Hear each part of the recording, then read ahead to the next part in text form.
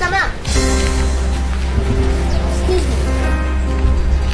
Are you mad? Who are you talking to? You, big man. Look at yourself. Just take a good look at yourself. That girl is just 18 years. And look at yourself. This is sexual harassment. Child abuse. Shut up. Are you out of your mind? What you are trying to say is that you are not wanted there. And are you parked in front of our house? Who are you to tell me that? Look at him.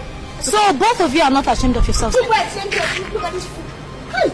Don't you dare insult me! Don't insult me! Don't just insult me now!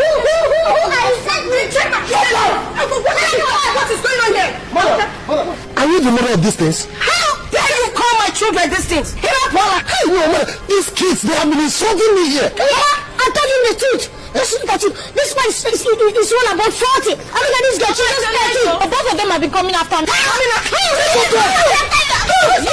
up!